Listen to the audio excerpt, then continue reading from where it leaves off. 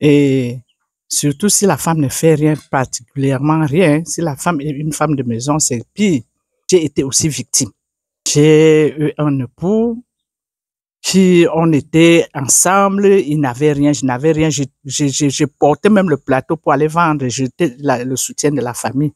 Mais, par contre, comme l'homme doit être le maître de la maison, quand je mets l'argent, il vole, je ne peux pas parler.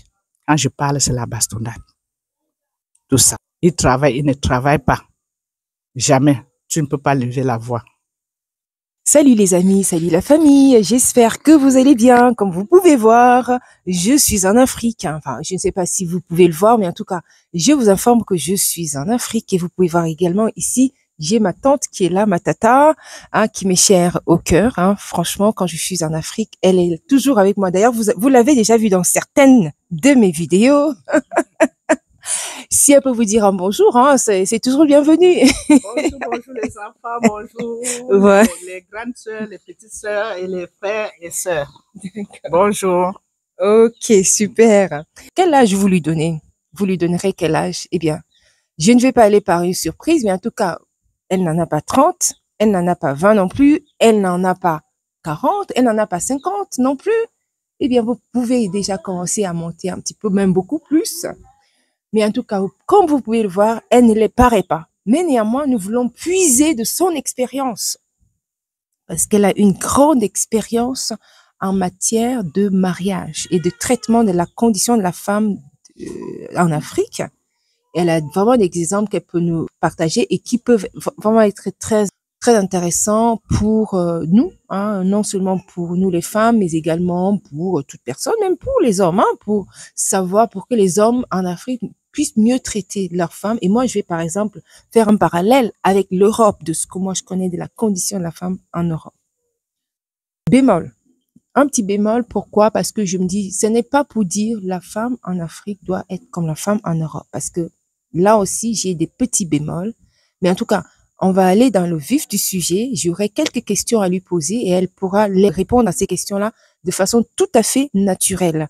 Voilà, simplement parce qu'elle est remplie d'expérience en la matière. Pourquoi je vous fais cette vidéo? Parce que on était en train de discuter. Je sais même pas comment on est arrivé sur cette discussion-là où on parlait de la femme. Mais en tout cas, ça m'a semblé intéressant de vous partager cela si ça pouvait être vraiment un bénéfice pour vous également sur la condition de la femme en Afrique. J'avais une question, Tantine, à te poser. Comment est-ce que tu penses que la femme en Afrique est bien traitée par son mari? Quel est ton point de vue par rapport à ça? Non, la femme ici en Afrique n'est pas bien traitée, surtout si le mari a un peu de moyens. Elle se sent monte sur les ailes, la femme est un essuie-pied. Et surtout si la femme ne fait rien, particulièrement rien, si la femme est une femme de maison, c'est pire que c'est l'homme que tu dois donner, c'est pire. Moi, j'ai l'expérience parce que je suis victime, j'ai été aussi victime de la situation. J'ai été victime. J'ai eu un époux qui, on était ensemble, il n'avait rien, je n'avais rien, je portais même le plateau pour aller vendre, j'étais le soutien de la famille. Mais, par contre, comme l'homme doit être le maître de la maison, quand je mets l'argent, il vole, je ne peux pas parler. Quand je parle, c'est la bastonnade. Tout ça. La femme en Afrique, puis s'il entend que tu as pris une petite cotisation, que tu cachais, tu lançais tes 500 francs. Quand il entend que tu as pris la cotisation, oh pauvre. Et ici même à Yaoundé, dans les années 82, il y a une femme qu'on a tuée, une femme Bouddha même qu'on a tuée. Son mari, sa copine est allée lui dire qu'il a pris une cotisation de 60 000. C'est pas vrai. Et comme elle n'avait pas montré à son mari, en la tapant, a tapé là où il ne fallait pas. Oh. La femme est... Non. Finalement, l'homme, on ne l'a pas mis en prison parce que la femme avait laissé un bébé. Il fallait quelqu'un pour garder le bébé. On a dit que bon, les conditions, il n'y a pas, ses enfants sont encore petits. Vous voyez, c'est différent. Ici, je ne dis pas que tous les hommes traitent leurs femmes. Je vois même quelques-uns aujourd'hui où ils ont un peu changé. Jusqu'à je vois quelqu'un veut faire quelque chose, il demande. Mais à notre temps, c'était pire. Et puis, à notre temps, tu n'as pas de parole. C'est l'homme qui a la parole. il travaille, il ne travaille pas. Jamais, tu ne peux pas lever la voix. Vous voyez que on dirait qu'on est dans un autre monde comparé à nous autres qui vivons en Europe ou en Occident et où on se dit, c'est pratiquement les femmes qui ont le dernier mot sur beaucoup de choses. Et souvent, on voit les choses où on se dit, mais il y a certaines femmes qui... Attention, je ne suis pas ici en train de vouloir enlever la position, le pouvoir de la femme ou alors les conditions améliorées de la femme. Ça n'est pas du tout le propos ici.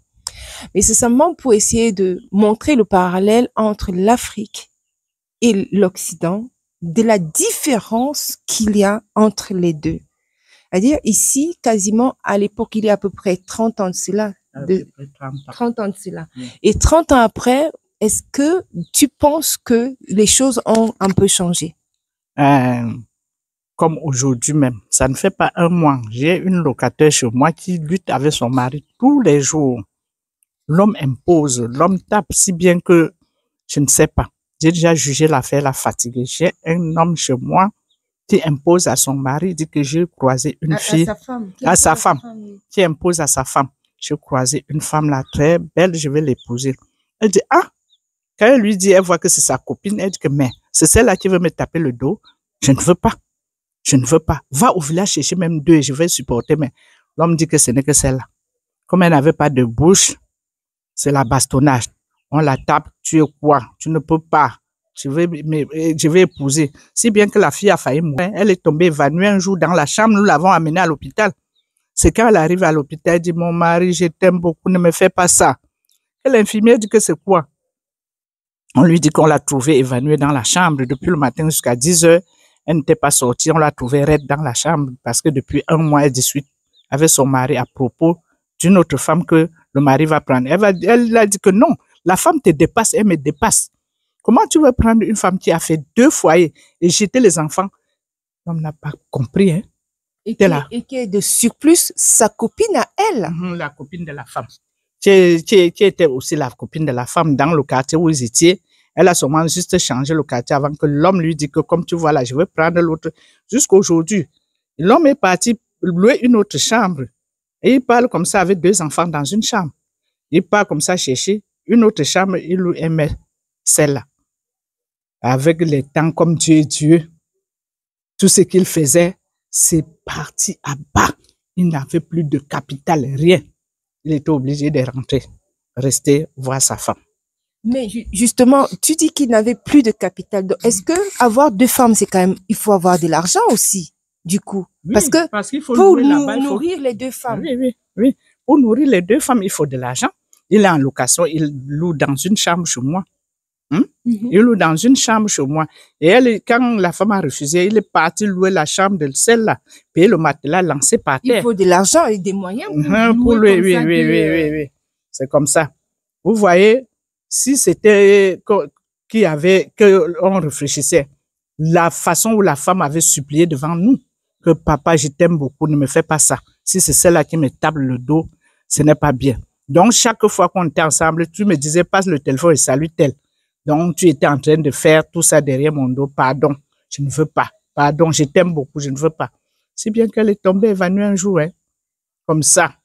Elle a eu même, elle était devenue même folle. Elle arrête son mari. Quand son mari, elle croque, ça ne donne rien. Donc, je pars là-bas. Mais, vers la fin maintenant, comme Dieu est Dieu, il te dit, la fille a pleuré comme ça, elle dit que, ok, comme je suis venue te marier, j'étais sur la natte, on a cherché l'argent ensemble. Aujourd'hui, au lieu de nourrir les 2 enfants que j'ai, tu pars chercher une femme qui a laissé ses enfants au village. Elle a fait 2 foyers. Elle te dépasse en âge, elle me dépasse en âge. C'est celle-là que tu aimes. Tu veux m'abandonner avec les 2 enfants. Tu vas manger tes caca. Je vais mettre mes genoux par terre. C'est comme ça que la fille a commencé à prier, à pleurer, prier. Ça a fait peut-être 6 mois. Le capital de l'homme même, il n'avait rien. Il n'avait plus rien. Aujourd'hui où je te parle là, ça fait pratiquement 1 mois qu'il est maintenant à la maison à 16 heures et rentré rester avec nous. Parce qu'il n'y a plus rien. Il a perdu tout son, enfin, je veux dire, nourrir 2 femmes, location de 2 femmes, c'est quand même, il faut avoir des moyens. Donc, la polygamie, c'est quand même beaucoup de moyens, du coup. C'est beaucoup de moyens. Et vous savez qu'en Afrique, eux, ils disent souvent que c'est quand tu as deux femmes, ou c'est la rivalité, ou c'est quoi, je ne sais pas. C'est quand tu as deux femmes que tu es un homme. C'est quand tu es polygame qu'on sent que, et c'est surtout les frères du Nord, là. Les frères du Nord, là, parce que c'est un gars du Nord. C'est quand tu as plusieurs femmes que tu es un homme. Donc, avec ça, là, j'ai vu les miracles. Tous les jours, il y avait la lutte chez moi. Tous les jours, la lutte. Et c'est l'homme qui tapait. Que je vais partir. Il y a une fois, la femme a cédé. La femme est partie. Et la femme est même rentrée chez eux, en vacances comme ça. Au nord. Non, elle est partie avec l'homme. Mais l'homme faisait le plan que j'ai laissé celle-là arriver là-bas. Elle a laissé la femme arriver ici. La femme appelle si son mari à la maison. Il dit que je le vois pas, peut-être il vient que dans la nuit, sort dans la nuit. Quand elle a senti que la femme revenait, elle est revenue à la maison. Mais quelques temps après, la femme de dehors, celle qui, la maman de dehors l'appelle. Elle dit que tu crois que même comme ton mari dort chez toi là, il vient chez moi dans la journée. Tu vois ça? Les histoires. Il n'est même pas sincère, en fait, dans son truc. Il dit qu'il vient. C'est toi qui vas laver les bemda. Puisque tu vois que il vient, c'est toi qui laves les habits, tu crois qu'il ne vient pas ici. Il vient ici. Elle a appelé Oa. Il dit à la petite fille là comme ça, oui. Je te dis, ici en Afrique, c'est difficile. C'est difficile. Difficile. Le mariage, c'est difficile ici en Afrique. Difficile, donc difficile plus parce que les hommes sont infidèles ou alors les hommes, parce que les hommes ont du mal à respecter leurs femmes en tant que, ou difficile, pourquoi? Aujourd'hui, c'est difficile parce que en mon temps, on disait que c'est quand quelqu'un a deux femmes qu'il est un homme. Tu es un homme avec une femme, tu dois avoir deux femmes. Mais aujourd'hui, il y a un petit changement parce que les filles fréquentent, les filles vont à l'école, les hommes vont à l'école. Il faut qu'une fille regarde bien avant d'épouser un homme. C'est un peu changé. Mais la femme n'a pas toujours parole devant son mari. Même aujourd'hui? Oui, la femme n'a pas parole devant son mari. Parce que je vois la plupart des femmes, pour même parler à leur mari, il faut tourner avant de parler. Et moi, je me dis aussi que l'école qu'ils ont fait là a un peu modifié. En notre temps, c'était pratiquement, tu n'avais même pas raison devant ton mari. Que tu as raison, tu n'avais même pas moyen de t'exprimer. Mais les parents aussi jouaient un rôle parce que tu ne t'exprimes pas parce que les parents vont aussi dire mais non, on t'a doté, on est venu nous voir, donc tu ne peux même pas t'exprimer. En plus, si tu as des enfants, si tu pars de là, comment ça va se passer, etc. Il y a autant de choses. Le poids de la famille. Est-ce que tu es d'accord avec ça ou alors c'est un peu... Non, il y a aussi ça. Parce que les parents aussi faisaient partie. Parce que dès que tu parles, on coupe le vin blanc, on te dit que comme tu parles, ne rentre plus par derrière. Tu vas où tu es dans l'enfer, où tu es là-bas, tu as honte de rentrer. Parce que si tu vois qu'un parent, tu dis qu'on m'a maté. Il dit que non, je ne mange pas, je ne peux pas rejeter ce que j'ai mangé. C'est entré dans mon ventre, je ne peux pas rejeter.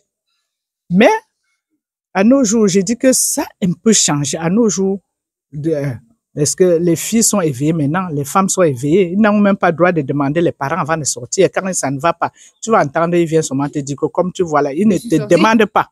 Il te dit que comme tu vois là, je n'ai pas pu supporter. Je te dis que ça ne va pas. Elle part. Elle n'attend même pas ta réponse. Le lendemain, elle dit que papa, maman, comme je vous dis là, je vis l'enfer. Après demain, tu entends dire que non, nous sommes au tribunal. Je préfère finir avec lui. C'est comme ça maintenant. Je préfère finir avec lui. D'accord. Ça, c'est un point quand même que je n'avais pas noté, qu'il y a eu l'émancipation, c'est-à-dire que les filles aujourd'hui ne vont plus, parce que je sais que le poids des parents à l'époque, pouvait être une vraie difficulté parce que les parents, comme la tante dit, c'est-à-dire que le père, la mère a bu son vin blanc, ne veut pas rejeter ça. Enfin, c'est une sorte d'image comme ça d'image, mais c'est-à-dire que nous avons mangé de la part de ton mari, de sa famille, donc nous ne pouvons pas redonner ce que nous avons mangé, de par la dot ou par des choses comme ça. Donc, et avait un poids énorme pour empêcher les divorces. Maintenant, ce qu'elle est en train de dire, c'est que ça n'est plus du tout vraiment ça. Et ça a beaucoup changé, que parfois même il y a les divorces qui se passent sans même que les parents ne soient au courant.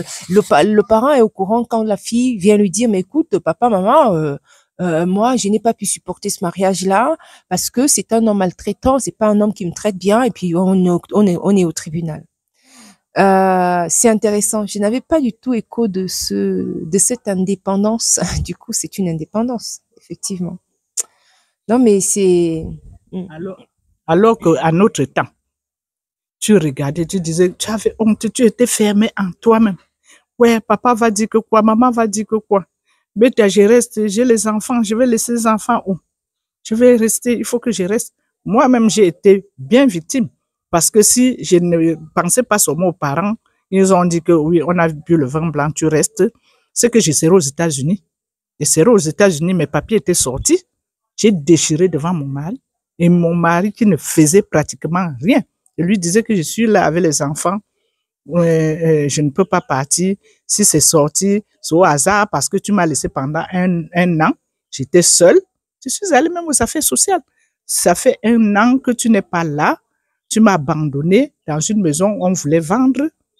Par derrière, je me suis défendue. J'ai remboursé. J'ai fait tout le marché pour rembourser. Alors, entre-temps, j'avais cogné les pieds. Pardonne-moi parce que c'est la personne qui m'a aidé. Entre-temps, la personne est partie aux États-Unis. Tout le marché que j'ai fait là, le capital, c'est lui qui a donné. Je suis en train de, c'est avec ça que je nourris les enfants. Elle dit, oh, pourquoi on laisse même les femmes, on pas même 10 ans, on vient les retrouver comme ça. Pourquoi? Prendre le couteau, mettre là-bas. Je suis allée même aux affaires sociales. Je suis allée ils ont dit qu'il y avait déjà le couteau. Madame parle. J'ai dit non, je viens que vous arrangez, vous me dites de partir. Je suis rentrée toujours là-bas avec le couteau au chevet de mon lit. Hein. J'ai dit que c'est une chance que je vis au chevet de mon lit. Or, même, on lui a demandé aux affaires sociales, monsieur, tu as la lumière chez toi? Il dit oui. Il dit que tu payes combien? Il ne sait pas. Je lui avais dit de mettre la lumière. Tu rationnes. Le jour que j'ai, je donne. Le jour que je n'ai pas, je ne donne pas. Tu es un cancan, monsieur. Il dit que si elle veut le divorce, on n'a qu'à divorcer. Moi, étant orpheline, avec mes 6 enfants, à 32 ans, je lui supplie, non, je venais qu'on arrange. On sort, on me dit que c'est quoi, on va te tuer. Il dit que non, je préfère. C'est le chef de leur village, et ce sont eux qui m'ont dit, pas. Tu regardes les enfants, nous allons regarder ces enfants. Enfin, avant que je suis quitté. Vous comprenez la vie d'avant. On te montre le couteau, tu es assis là. Tu dis que non. En fait, on te montre ta faim, quoi, mais tu préfères. Je dis que pardon. Mais justement, c'est pour ça, j'ai un peu de mal à comprendre pourquoi on te montre le couteau, enfin, on te montre ton départ, parce qu'avec le couteau, c'est qu'on va vraiment carrément. Et c'est ça que je comprends pas. Pourquoi? Donc, ça veut dire quand même, je n'arrive pas à comprendre que tu voyais quand même que c'était très, très, très compliqué parce qu'il est quand même allé à une violence énorme. Et mais qu'est-ce qui te faisait justement envie de retourner en dehors des enfants? Parce qu'il y avait, c'est sur les enfants où tu disais qu'il faut qu'ils aient une protection de père et tout ça. Mais c'est quoi? J'étais d'abord orpheline de mère. Oui. Et quand mon père avait 2 femmes, je voyais comment il était bien avec ma maman. Lorsqu'elle a épousé une autre femme, ma maman n'était plus rien. Maman est restée là-bas jusqu'à mourir. Bon, je voyais que je pars avec mes enfants. Si j'avais même une maman, je partais même dire que voilà les enfants, pour fuir avec ma tête. Il n'y a pas, j'étais abandonnée à moi-même. Ok, je comprends. Vous voyez une femme de 32 ans avec 6 enfants, une obsédée sexuelle. Justement, j'allais relever ce point-là. 32 ans, 6 enfants. 32 ans, 6 enfants. Franchement, et on demande, tu payes l'école des enfants. Elle, c'est là où elle inscrit les enfants. Et j'ai dit, c'est les chefs de chez eux. Ce sont les chefs qui m'ont demandé, quand les reines-mères ont suivi mon histoire, ils ont porté ça, aller dans la réunion de chez eux. On m'a appelé, on a prié, parce que j'étais vice-président de la réunion de 146 femmes. La vice-présidente. On dit que, ouais, toi, tu ne connais même pas Dimouf, c'est quoi? Ça a fait la une. Ils se sont arrangés, ils ont dit que pas, laisse tes enfants. Tu fuis. Nous, on va donner de la nourriture. Ils m'ont dit, ils ont payé, même les mamies m'ont dit, on va préparer, mettre ici, aller déposer aux enfants. Bah, si tu meurs, là, on ne peut pas porter un enfant, t'enterrer avec, tu vas partir seul et les enfants vont rester souffrir. C'est là où je suis quittée. D'accord, oui. Vous voyez que ici, c'est vraiment aussi parce que le fait qu'elle était orpheline, donc elle n'avait vraiment pas le cercle familial qui lui permettait, qui lui donnait la possibilité de pouvoir avoir une assise pendant qu'elle laisserait peut-être ses enfants là et puis partir un peu se débrouiller. Donc, le côté familial a manqué. Un socle qui pouvait la soutenir, ou alors elle pouvait se reposer parce que la maman n'était plus là, donc sa maman n'était plus là, elle n'avait pas vraiment un soutien familial. Et effectivement, dans le côté de famille intervient beaucoup ici. Et non, oui, c'est intéressant de voir parce que quand tu vois quand même en Europe, c'est pas du tout le même traitement. Hein, c'est ce qu'on a eu comme conversation en se disant en Europe, la femme la femme est reine. On est reine en Europe. En Occident, en gros, comment dire, le traitement est très très différent. Et c'est ça que je dis quand même. Je relève ici que parfois, pour faire le parallèle, peut-être qu'il y a besoin. L'écart est trop grand. C'est-à-dire, en Afrique, vraiment, l'écart du traitement de la femme est vraiment, c'est un traitement qui est difficile, qui n'est pas si facile. Donc, il est vraiment très difficile. Et en Europe, l'écart du traitement de l'homme, parfois, est un peu limite dans certains pays où l'homme, enfin, je ne vais pas jouer les avocats mais quand même, on a parfois certaines difficultés où on a les femmes qui peuvent inventer des choses pour pouvoir punir l'homme encore plus et encore plus et encore plus sur certaines situations. Mais surtout quand elle ne veut plus du tout de toi et que bon, elle peut dire oh oui mais tu as sur les enfants machin et puis on vient le prendre, on l'enferme et tout. Si malheureusement en plus si c'est un homme violent, ah ça peut être compliqué. Et la femme peut faire de cet homme-là, la femme peut broyer complètement cet homme-là parce que par un malentendu, elle peut le mettre très bas. Vous voyez que le traitement est très différent. Donc peut-être il faut une équivalence, qu'il n'y ait pas trop ce décalage-là, parce qu'en Afrique ici, c'est vraiment là, c'est vraiment très décalant par rapport à la femme. Et en Europe, c'est une tendance contraire où c'est presque la femme qui parfois les reine et c'est un peu compliqué. Parfois, pour les hommes, je le dis, mais je ne dis pas non plus là que les hommes, tout ce qu'ils font aux femmes, ça ne pardonne pas hein, en Europe. Les hommes sont fautifs sur beaucoup de choses. Mais je parle ici d'une comparaison, si je compare à l'Afrique, d'accord? C'est sur cette base-là. Ça n'enlève pas aux hommes toutes les difficultés qu'ils font aux femmes, tous les déboires qu'ils font aux femmes en Europe. Hein. Mais je veux dire juste au niveau de la comparaison, s'il y avait comparaison à faire, en tout cas, en Europe, c'est tout autre chose. C'est un autre monde où c'est la femme qui a les rênes et qui montre le chemin et qui, voilà. Donc voilà les amis. J'espère que cette vidéo vous a plu et que ça vous a un peu montré un autre pan de l'Afrique où les choses se passent différemment. Hein. Ça ne veut pas non plus dire que en Europe c'est le paradis hein, des femmes, non. Mais je pense que ce n'est pas du tout le paradis des femmes en Afrique. L'Afrique n'est pas. Oui, oui, c'est ça. La tante dit on respecte trop les femmes en Europe. On respecte beaucoup les femmes en Europe, ce qui n'est pas du tout le cas ici. Et je peux l'attester parce que parfois, dans certaines situations, tu te dis, mais attends, tu es en train de parler à quelqu'un et la personne, il y a un homme à côté, va plus se tourner vers l'homme pour lui parler et ne pas te parler à toi, la femme. Parce que il estime peut-être dans sa tête que tu n'as pas le raisonnement qu'il faut. C'est quand même diminuant. C'est très diminuant. Donc voilà. Bien, j'espère que cette vidéo vous a apporté un plus hein, sur les conditions de la femme, l'Afrique, un peu la différence, la comparaison, etc. Et restez scotchés sur la chaîne. Vous avez d'autres... Oui, tu avais autre chose. Oui, voilà. Écoutons la tante, elle a autre chose à nous dire. Je voudrais appeler les mamans de maintenant, les femmes qui sont en train encore d'accoucher. Envoyez les enfants à l'école. Ne vous fatiguez pas. Envoyez les enfants à l'école. Parce que aujourd'hui, là, je vois les femmes qui sont parties à l'école qui ne se laissent pas faire. Surtout, si la femme t'aime et qu'elle a raison, elle s'exprime. Ce n'est pas comme en autre temps où c'est l'homme qui a raison. Dès qu'il touche, tu dois tomber, tu dois rester, tu ne dois pas t'exprimer. Envoyez vos enfants à l'école, c'est important. Éduquez vos enfants.